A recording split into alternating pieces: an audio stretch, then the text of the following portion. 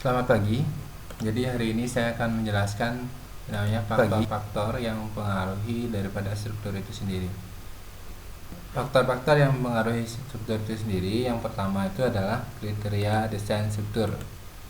Yang berikutnya itu adalah pembebanan struktur. Pertama itu adalah kriteria desain struktur. Kalau kita lihat di kriteria desain struktur, yang pertama itu adalah bagaimana struktur itu mampu untuk melayani. Jadi melayani itu adalah kita lihat dari segi kriteria kekuatannya. Jadi kriteria kekuatannya itu adalah di segi layanan, struktur itu harus mampu memikul beban rencana secara aman. Jadi beban rencana secara aman tanpa kelebihan tegangan pada material yang punya batas informasi yang diizinkan. Nah, jadi kemampuan layanannya adalah seperti itu. Jadi dari segi kemampuan layanan itu terdiri dari dua, jadi kekuatan, efisiensi, konstruksi, ekonomis, dan lainnya. Kita lihat dari segi kekuatan. Dari segi kriteria kekuatan itu pemilihan dimensi, bentuk, serta elemen struktur yang dipilih itu dianggap secara aman. Artinya begini, misalkan dimensinya balok, kolom itu mempunyai dimensi. Jadi yang dibesarkan adalah kolomnya, sedangkan baloknya dikecilkan. Itu akan memberikan tingkat keamanan yang lebih daripada balok dibesarkan dan kolom dikecilkan. Dari kriteria kekuatan itu sendiri ada dua sebenarnya. Jadi kekakuan struktur, kemudian gerakan pada struktur. Kita lihat dari kekakuan strukturnya. Yang mesti kekakuan struktur itu berfungsi untuk mengontrol deformasi yang mengakibatkan oleh beban. Jadi ketika ada beban yang bekerja pada struktur bangunan, maka struktur bangunan itu akan bisa melakukan deformasi atau perubahan bentuk bagian struktur yang tampak jelas. Misalkan kalau dia deformasi, melengkung, melendut, kalau misalkan dia tertekan, dia akan terjadi perubahan dimensi pada bagian tengah yang semakin besar sehingga akan mungkin terjadi pecah, sehingga sering tidak diinginkan terjadi. Ini sebenarnya deformasi ini tidak disarankan terjadi pada struktur. Kalau itu terjadi, maka keruntuhan akan terjadi pada bangunan itu. Jadi kekakuan sangat tergantung pada jenis, besar, dan distribusi bahan pada sistem strukturnya. Untuk mencapai kekakuan struktur seringkali diperlukan elemen struktur yang cukup banyak bila dibandingkan untuk syarat kekuatan strukturnya. Nah, misalkan kalau bentang bangunannya cukup panjang, lebih dari 5 meter, maka di sini akan memungkinkan terjadi deformasi. Nah, deformasi itu bisa dihindarkan dengan cara memperbanyak sistem strukturnya. Jadi dengan menambahkan kolom misalkan di tengah-tengah itu bisa. Kemudian ada gerakan struktur. Gerakan struktur juga berkait dengan deformasi. Jadi percepatan aktual struktur yang memikul beban dinamis dapat dirasakan oleh pemakai bangunan, dapat menimbulkan rasa tidak nyaman. Pada struktur bangunan tinggi terdapat gerakan struktur akibat beban angin. Jadi kalau kalian berada di lantai 50 misalkan di bangunan itu akan terasa sekali gerakan anginnya. Jadi gerakan angin semakin ke atas semakin besar, sehingga diperlukan kriteria mengenai batas percepatan yang diizinkan. Kontrol akan tercapai melalui manipulasi kekuatan struktur. Jadi disinilah diperlukan yang namanya kriteria desainnya. Jadi kriteria desain strukturnya supaya dari kriteria kekakuan struktur sama gerakan pada struktur itu dapat minimalisir terjadinya deformasi. Berikutnya kriteria efisien cukup mencakup tujuan untuk mendesain struktur yang relatif lebih ekonomis. Jadi indikator yang sering digunakan pada kriteria ini adalah jumlah material yang diperlukan untuk memikul beban. Setiap sistem struktur dapat memerlukan material yang berbeda-beda dan memberikan kemampuan layanan struktur yang sama. Nah, penggunaan volume yang minimum sebagai kriteria merupakan konsep penting bagi arsitek dalam perencanaan struktur. Jadi efisiensi itu kita melihatnya dari segi relatif ekonomisnya. Kemudian berikutnya adalah dari segi konstruksi. Ditinjau dari konstruksinya juga dapat mempengaruhi pilihan struktur. Jadi misalkan kalau dia konstruksinya cukup rumit, harus diminimalisir, misalkan dengan menggunakan yang lebih praktis. Kemudian dari segi konstruksi itu bisa menggunakan bahan misalkan. Jadi bahannya kalau tidak kuat dengan menggunakan beton, bisa menggunakan baja. Kalau tidak kuat dengan menggunakan baja, bisa memilihkan kombinasi yang lainnya. Jadi tujuan konstruksi juga dapat mempengaruhi pilihan strukturnya. Konstruksi merupakan kegiatan perakitan elemen-elemen struktur atau material-material struktur. Konstruksi akan efisien apabila material mudah dibuat dan dirakit. Jadi kalau misalkan bangunan rumah tinggal sederhana, tidak perlu kita menggunakan misalkan baja, lebih cenderung kita akan memilih namanya beton ataupun kayu. Nah itu.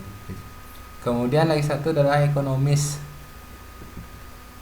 Ini cenderung berkaitan dengan harga. Jadi harga merupakan faktor penentu pemilihan struktur. Jadi harga berkaitan dengan efisiensi bahan dan kemudahan pelaksanaan. Jadi yang paling mengikat keduanya itu efisiensi dan konstruksinya adalah ekonomisnya. Jadi pemilihan efisien dan konstruksinya itu harus ekonomis ya. Kemudian ada faktor lainnya sebenarnya dapat diukur melalui kriteria sebelumnya. Jadi relatif yang cukup subjektif untuk pemilihan struktur. Nah, yang berikutnya kita bicara tentang pembebanan pada struktur. Jadi ada pembebanan pada struktur. Jadi yang disebut dengan beban pada struktur itu sebenarnya dibagi menjadi dua bagian. Yang pertama, struktur itu dibebani oleh gaya statis dan gaya dinamis.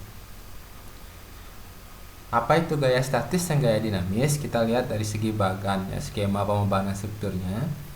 Jadi yang disebut dengan gaya statis itu adalah beban hidup yang dapat berpindah, kemudian beban tetap yang tidak dapat berpindah, kemudian ada gaya akibat penurunan efek suhu tegangan sisa atau sebagiannya. Jadi yang dimaksud dengan gaya statis ini adalah ada beban hidup, kemudian ada beban mati atau beban tetap. Jadi beban hidup itu asumsinya dapat berpindah, kalau beban mati tidak dapat berpindah. Nah, kita akan bahas satu-satu. Yang disebut dengan beban hidup itu adalah yang pertama adalah penggunanya. Kemudian adalah lingkungan sekitarnya, misalkan ada hujan, ada salju, dan lain sebagainya. Kemudian kalau beban matinya atau beban tetapnya itu adalah berat sendiri daripada struktur bangunan. Kemudian elemen gedung tertentu. Jadi misalkan ada di gedung itu, nanti misalkan kalian ada misalkan tambahan kanopi dan lain sebagainya yang menjadi bagian yang tidak terpisahkan dari berat sendiri daripada struktur bangunan itu. Kemudian yang disebut dengan gaya dinamis. Jadi gaya dinamis ini secara terus-menerus bergerak dia, artinya berpindah-pindah. Jadi bersosialisasi meratakan atau tidak teratur. Infak diskrit misalkan ledakan. Jadi kadang-kadang terjadi dia. Kemudian kalau misalkan menerus bersosialisasi merapat itu adalah gaya angin. Kemudian ada gempa, kayak inersianya. Jadi yang dimaksud dengan dinamis itu adalah ada dua, ada angin sama gempa. Kalau infak ini mungkin akan kita dapat seperti di Lebanon, Lebanon ya, kemarin di Lebanon yang meledak itu. Jadi semua terdampak untuk bangun-bangunan itu. Kita lihat satu persatu. Sekarang kita lihat di gaya statis. Apa itu gaya statis? Gaya statis adalah gaya yang bekerja secara terus-menerus pada struktur. Deformasi ini akan mencapai puncaknya pada gaya statis maksimum. Jadi akan ada perubahan bentuk atau deformasi jika gaya statisnya ini melebihi batas maksimumnya. Contohnya kolom itu bisa ya dia akan retak, dia jadi berubah dan lain sebagainya kalau dia bebannya menjadi maksimum atau gayanya maksimum. Kemudian kita lihat dari segi gaya statisnya. Apa sih gaya statis? Statis sudah tadi. Jadi secara terus-menerus yang bekerja di pada bangunan. Yang secara terus-menerus yang bekerja di sini maksudnya adalah beban mati dan beban hidupnya. Tuh. Kemudian kalau gaya dinamis adalah gaya yang berjalan secara tiba-tiba, dan atau kadang-kadang pada struktur. Jadi tiba-tiba terjadi misalkan bom dan lain sebagainya, gempa dan lain sebagainya, itu kadang-kadang dia terjadi. Angin yang kencang. Nah, ini juga dapat mengakibatkan terjadinya deformasi pada struktur jikalau itu terjadi berubah-ubah secara cepat. Nah, itu. Kemudian kita lihat apa sih yang masuk di gaya statis. Gaya statis pada umumnya dapat dibagi menjadi beban mati dan beban hidup, serta beban akibat penurunan efek termal atau penurunan suhu. Jadi yang dimaksud dengan beban mati itu sendiri, beban yang bekerja vertikal ke bawah pada struktur yang mempunyai karakteristik bangunan seperti misalnya penutup lantai, alat mekanis, pasir yang dipindahkan, ada beban-beban yang mati lainnya. Nah, misalkan sebagai contoh di rumah kalian yang masuk beban mati itu adalah dinding, kemudian pintu, kemudian keramik, kemudian plafon. Nah, itu sebenarnya masuk beban mati. Kemudian betonnya itu sendiri, baik itu kolom, balok maupun pelat lantainya, itu juga beban mati. Nah, nanti beban mati ini dinyatakan dengan satuannya adalah unit kilogram dan lain sebagainya. Kemudian yang disebut dengan beban hidup. Beban hidup adalah beban-beban yang bisa ada atau tidak ada pada struktur untuk suatu waktu yang diberikan. Meskipun dapat berpindah-pindah, beban hidup masih dapat dikatakan bekerja secara perlahan pada struktur. Artinya kalau beban hidup, misalkan kalian bergerak, itu termasuk beban hidup. Ya, misalkan kalian bergerak di lantai itu masuk beban hidup. Jadi bebannya berpindah-pindah, tetapi tetap dia struktur itu harus mampu menahan beban yang kalian berikan. Kalau misalkan tidak mampu, nah diroboh dia. Makanya beban hidup tetap diperhitungkan dalam struktur. Kemudian yang masuk dengan beban hidup pada struktur itu sendiri, jadi yang masuk di kategori dibebankan pada lantai adalah beban hidup untuk perlengkapan ruang sesuai dengan penggunaan ruang yang bersangkutan serta dinding pemisah. Nah, ini termasuk beban hidup, berat tidak lebih dari 100 kg per meter persegi. Beban untuk peletakan ruangan yang berat harus diletakkan sendiri. Beban tidak perlu dikalikan koefisien kejut. Jadi kriterianya beban lantai untuk bangunan multiguna harus menggunakan beban terberat yang mungkin terjadi. Nah, kalau kalian pernah main ke mall, nah di mall itu sudah dirancang dia beban untuk bergerak manusia itu.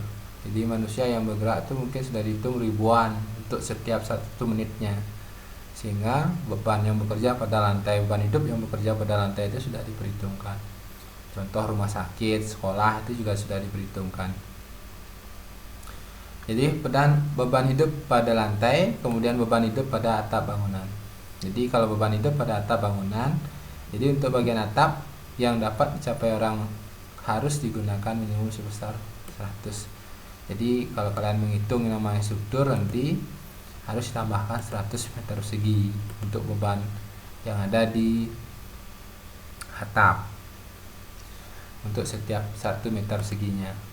Untuk beban akibat air hujan itu diperhitungkan 40 sampai 80 dikurangi 0,8 alfa atau sudutnya, kemiringannya. Jadi 40 kg per meter persegi dikurangi 0,8 kali kemiringannya. Beban terpusat untuk bekerja pada peralatan pemadam kebakaran besar 100 kg. Bagian tepi atap cantilever sebesar minimum 200 cantilever yang beban hidupnya. Kemudian pada bangunan tinggi menggunakan landasan helikopter, itu beban hidupnya ditambahkan 200 kg per meter persegi. Nah, ini harus kalian pahami, 200 kg per meter persegi atau 100 kg per meter persegi artinya setiap 1 meter kali 1 meter itu dia mampu menahan beban itu sebesar 200 kg. Itu cara bacanya. Kita lihat tabelnya. Jadi tabelnya Jadi dalam peraturan PBI, peraturan pembebanan Indonesia, PBI itu peraturan pembebanan Indonesia tahun 1983. Jadi misalkan kalau bangunan itu terbuat dari baja, jadi baja itu berat jenisnya itu adalah 7.850 kg per meter kubik. Batu alam 2.600 kg per meter kubik, batu belah, batu gunung ini 1.500, batu karang itu 700 kg per meter kubik. Jadi setiap 1 meter kubiknya, 1 meter kali 1 meter kali 1 meter itu beratnya 700 kg untuk batu karang. Jadi cara bacanya demikian. Jadi bisa kalian baca, misalkan saya contohkan pasir adalah 1.600 kg per meter kubiknya. Nah itu. Kita lihat untuk komponen gedung, itu untuk komponen bahan bangunan. Untuk komponen gedungnya kita lihat. Di komponen gedung, lantainya itu ada adukan. Untuk pasang keramik itu ada adukan. Jadi setiap sentimeter tebalnya itu 21 kg. Jadi misalkan kalau tebalnya 3, lebarnya 1 meter kali 1 meter, berarti beratnya adalah 63 kg per meter persegi. Aspal termasuk bahan penambahnya 14. Dinding 1 bata. Nah ini ada dinding 1 bata dan dinding setengah bata. Ini beda nih. Dinding 1 bata itu cara pemasangannya, dinding sebagai struktur, kalau dinding setengah bata sebagai pengisi dia. Jadi 1 batanya 450 kg per meter persegi. Sedangkan kalau setengah batanya 250 kg per meter persegi. Jadi setiap 1 meter perseginya 1 meter kali 1 meter beratnya itu adalah 200 kg, 250 kg. Jadi misalkan kalau suatu dinding lebarnya 4, tingginya 3, berarti lebarnya 12 meter persegi, itu dikalikan 250, sehingga 12 kali 250 berarti dia adalah dibagi 4, dibagi 3 berarti 300, 3000 apa 3000 ya, 3000 kilogram. Nah untuk batako dan lain sebagainya bisa kalian lihat di sana. Untuk tebalnya batako berlubang tanpa lubang itu sudah ada. Nah kita lanjut ke beban hidupnya. Perhatikan beban hidup. Beban hidup ini ditambahkan. Jadi setiap lantai untuk rumah tinggal, kecuali yang disebutkan di dalam B, poin B itu adalah sederhana, gudang-gudang tidak penting yang bukan toko, pabrik, bengkel itu. Kalau yang rumah tinggal itu ditambahkan setiap 1 meter perseginya itu adalah 200 kg. Jadi bacanya adalah setiap 1 meter persegi berat yang ditambahkan itu adalah 200 kg untuk lantai dan tangga rumah tinggal. Kalau lantai sekolah pada poin C, ruang kuliah, kantor, toko, serbaguna, restoran, hotel, asrama, dan rumah sakit itu ditambahkan 250 kg setiap 1 meter perseginya. Lantai ruang olahraga 400, lantai ruang dasar 500, balkon dan lain sebagainya 400. Nah ini cara bacanya adalah setiap 1 meter persegi berat yang ditambahkan itu adalah 400 untuk lantai dan balkon dalam ruangan untuk pertemuan. Nah itu misalkan cara bacanya. Kemudian selanjutnya itu ada beban angin. Beban angin. Nah beban angin ini ada disebut dengan isap sama tarik. Isap sama tekan sama isap. Jadi struktur yang berada pada lintasan angin dapat menyebabkan angin berbelok atau dapat berhenti. Sebagai akibat energi kinetik, angin akan berubah bentuk menjadi energi potensial yang berupa tekanan atau isapan. Jadi ini angin itu bisa menekan dan mengisap ya. Contohnya kalau kalian pernah menonton film pesawat itu pecah misalkan, dia tertarik keluar. Jadi ada isapan dari luarnya itu sehingga orang itu tertarik keluar. Kemudian juga tertekan ke dalam sehingga dia bisa menjadi menyempit dan mengecil. Nah ini. Jadi besar tekanan atau isapan yang diakibatkan oleh angin pada suatu titik akan bergantung pada kecepatan angin dan rapat massa udaranya.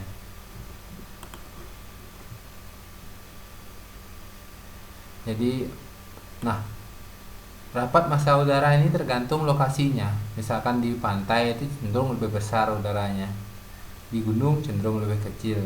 Nah, ini juga mempengaruhi di mana bangunan itu didirikan. Apabila suatu fluida, jadi udara itu dianggap seperti fluida atau air mengalir atau udara mengalir di sekitar suatu benda, akan terjadi pola arus kompleks yang sekitar benda tersebut. Jadi ada perilakunya. Kalau misalkan kalian berdiri, kalian akan tertekan, kemudian bagian depan tertekan, kemudian bagian belakangnya tertarik. Nah, ini. Aliran dapat berubah aliran laminar yang tidak atau trombulan. Gaya yang bekerja pada benda sebagai hasil dari gangguan pada aliran tersebut dapat berubah tekanan atau isapan. Jadi yang mana bagian tertekan, mana bagian isap.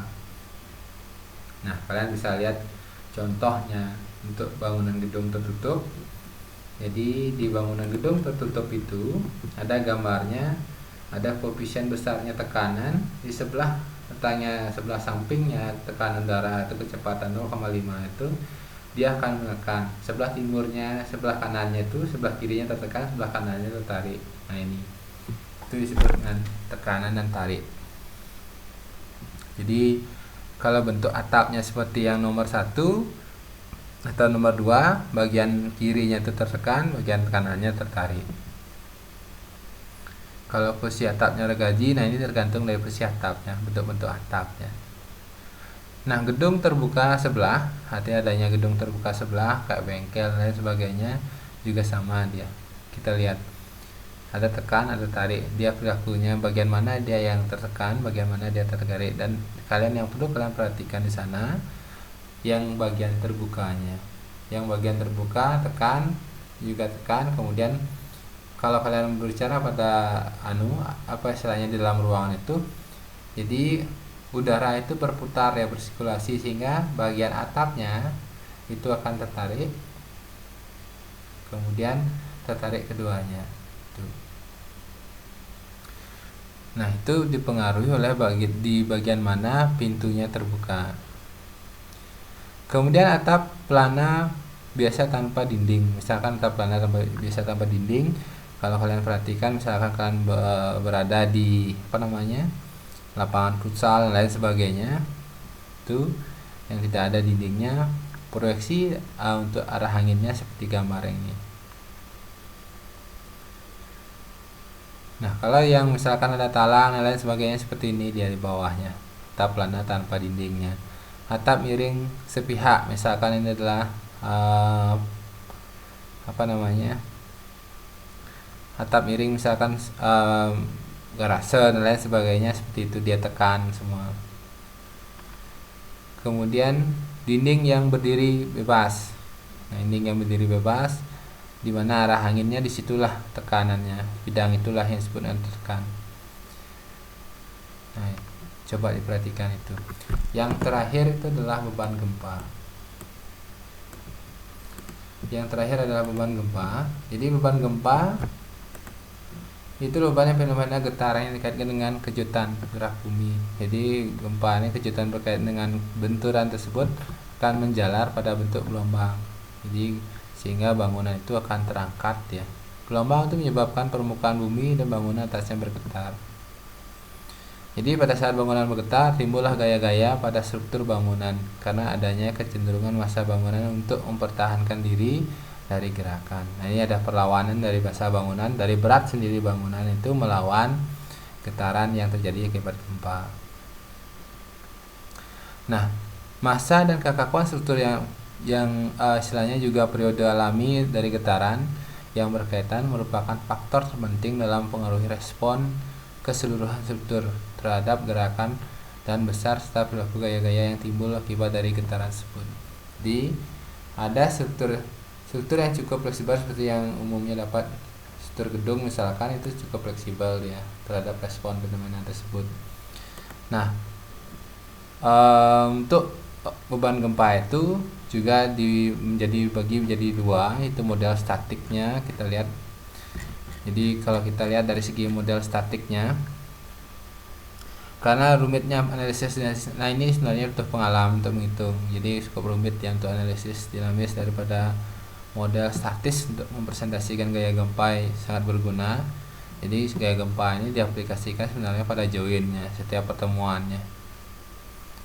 Jadi setiap pertemuannya diaplikasikan, misalkan pertemuan balok dan kolom itu diaplikasikan, karena itu yang akan berpengaruh terhadap getaran. Kemudian yang terakhir, saya lupa lagi satu, itu adalah kombinasi pembebanan. Yang disebut dengan kombinasi pembebanan pada struktur, jadi struktur itu dikombinasikan pembebanannya. Tadi ada model istilahnya adalah pembebanan itu adalah dua, statis dan dinamis. Jadi sebenarnya kombinasi pembebanan adalah bagaimana menggabungkan statis dan dinamis itu supaya struktur itu tetap bertahan apabila terjadi dua gaya tersebut. Jadi untuk kombinasi pembebanan pada struktur yang bekerja itu penting menentukan beban desain. Nah, ini sebenarnya sudah masuk ke dalam SNI, diterangkan bahwa untuk kekuatan perlu ultimate-nya untuk menahan beban mati paling tidak harus kita menggunakan kombinasi pembebanannya itu adalah 1,4 dikali beban mati dan beban hidup, dikali beban mati dan beban hidup, dikali beban hidup. D itu untuk dead, L itu untuk live. Jadi kombinasi D itu beban matinya, L itu beban hidupnya. Untuk kuat perlu untuk menahan beban mati, beban hidup dan juga beban atap atau beban hujan paling tidak sama dengan artinya beban yang diperlukan. Jadi nanti ditambahkan itu adalah 1,2 kali dead load, dead life-nya, beban matinya ditambah 1,6 kali beban hidupnya. Ini saya minta maaf, DL itu adalah dead load, beban mati. 1,2 dead load, kemudian 1,6 live load ditambah 0,5 untuk angin ataupun hujan. Bila struktur tersebut terdapat beban angin W harus diperhitungkan, maka kuat perlunya adalah 1,2 kali dead load plus 1,0 kali live load plus minus 1,6 wind atau beban angin. Wind kalau bahasanya ini adalah untuk anginnya plus 0,5 A atau R nya. Apabila ditambahkan lagi beban gempa atau earth nya, beban gempanya, maka 1,2 dead load ditambah 1,0 live load plus minus 1,0 earth nya. Jadi sebenarnya yang dimaksud ditambahkan di sini adalah satu dia ditambahkan, satu dia dikurangkan. Jadi ada dua dia sebenarnya membuat kombinasi bebannya kalau ada plus minus ini. Nah, itu untuk istilahnya faktor-faktor yang mempengaruhi struktur. Jadi saya harapkan kalian bisa memahami. Jadi faktor-faktornya itu adalah kriteria daripada desain struktur. Yang pertama, jadi ada dua komponen yang mempengaruhi. Jadi yang pertama itu adalah kriteria desain strukturnya, yang kedua itu adalah pembebanan pada struktur. Jadi kriteria desain strukturnya, kemudian pembebanan pada struktur. Nah, di kriteria itu yang dimaksud dengan kriteria itu adalah kriteria kekuatannya, efisiensi, konstruksi, ekonomis. Kemudian kalau dari segi pembebanannya ada beban statis dan beban dinamis. Kalau beban statis dibagi menjadi 3, tetapi yang paling banyak nanti adalah beban mati dan beban hidupnya. Kemudian kalau gaya dinamis itu adalah beban angin dan beban gempa yang paling banyak. Kalau statis itu dari beban hidup itu adalah penggunanya dan lingkungan. Kalau beban matinya berat sendiri dan elemen gedung tertentu. Itu yang harus dipahami. Jadi kalian mempelajari untuk pembebanan. Jadi untuk faktor-faktor yang mempengaruhi struktur. Jadi faktor yang mengaruhi kekuatan struktur itu yang pertama adalah kriteria desainnya, yang kedua adalah pembebanan. Nah, demikian yang dapat saya jelaskan. Kalau ada pertanyaan bisa disampaikan melalui forum atau melalui WA pribadi. Sekian dan terima kasih.